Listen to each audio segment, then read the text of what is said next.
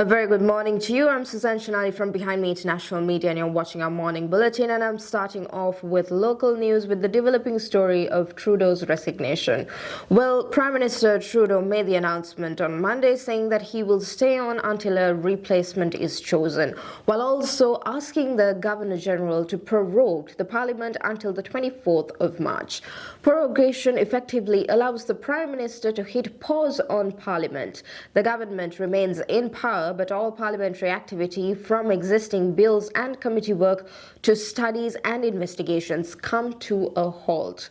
The legislative agenda will be reset once the House of Commons reconvenes in March. Opposition parties have the option to revive the old activity with a motion, but there is no guarantee that ever happens if they want to defeat the current government altogether.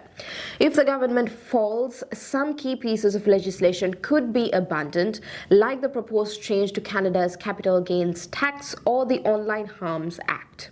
Prorogation is different than dissolution, which terminates Parliament and triggers a general election. In this case, it means the Liberals will avoid a confidence vote and get more time to run a leadership race.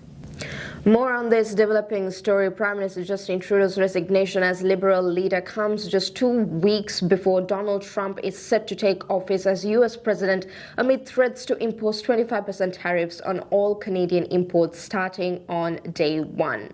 Trudeau has confirmed that he will remain Prime Minister until a successor is chosen, raising concerns that Canada could be left with a weakened government as its largest trading partner moves forward with steep trade penalties. Former Canadian ambassador to the U.S. David McNaughton told that Trudeau's resignation severely limits his ability to negotiate with Trump's administration. The reality is, once you announce that you're stepping down, your power and influence dissipate almost immediately, he said, adding that Trudeau should have made the decision months ago to better prepare for Trump's potential return. Xavier Delgado, a senior program associate with the Wilson Center's Canada Institute, echoed those concerns, warning that Canada's economy is now vulnerable to any measures Trump enforces. Trump responded to Trudeau's resignation on his Truth Social platform, suggesting that Canada could be better off merging with the U.S. to eliminate tariffs. He claimed that many Canadians love being the 51st state and argued that unification could lower taxes and bolster security against Russian and Chinese threats. With Trudeau stepping down, questions now remain about how Canada's government will handle looming trade negotiations with the incoming Trump administration.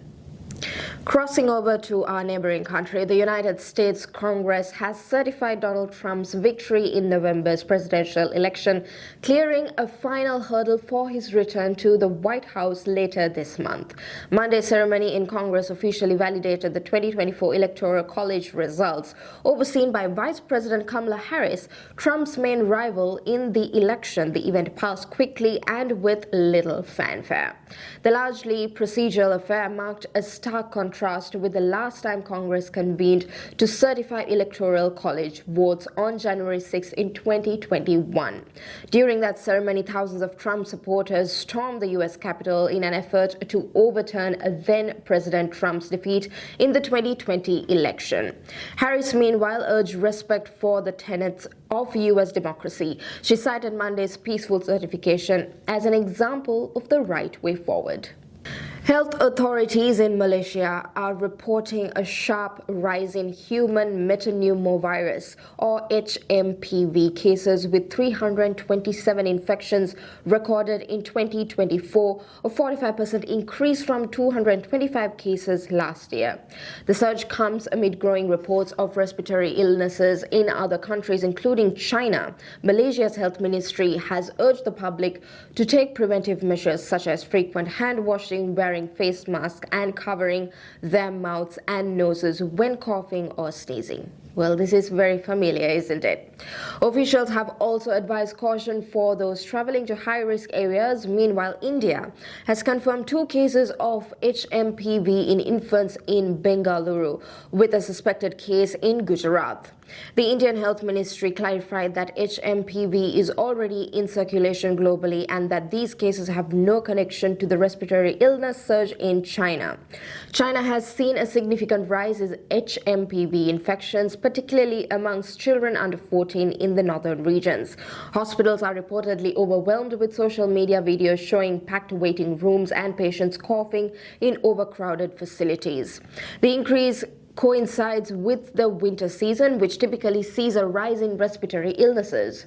China's National Disease Control and Prevention Administration has ramped up screening and isolation measures, but the World Health Organization has not yet classified the situation as a global health emergency.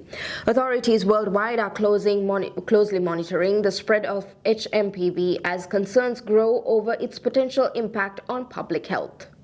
Over in Sri Lanka, President Anurakumara Dissanayaka met with the Attorney General and officials from the Attorney General's Department at the Presidential Secretariat. During the meeting, the President spoke about the need for all institutions to work together to make sure the law is enforced properly, according to the President's media division. He said that it is the Attorney General's Department's job to help rebuild public trust in the legal system. The President also said that it is important to change the public's belief that politics interferes with justice so people can trust the legal process again. The President also promised that the government is working hard to meet public expectations. He said the goal is to restore fairness and trust in the justice system. The meeting included Minister of Justice Harshana Nanayakara, Secretary of the Ministry of Public Security Ravi Senaviratne, Attorney General Parinder Ranasinghe and other officials.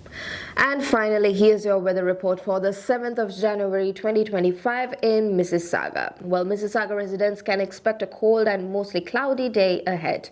Temperatures will reach a high of -4 degrees with a low of -10 degrees Celsius overnight. Breezy conditions will make it feel even colder, so bundling up is a must. Roads may be sleek in some areas, so drivers are advised to take extra precautions during their morning and evening commutes.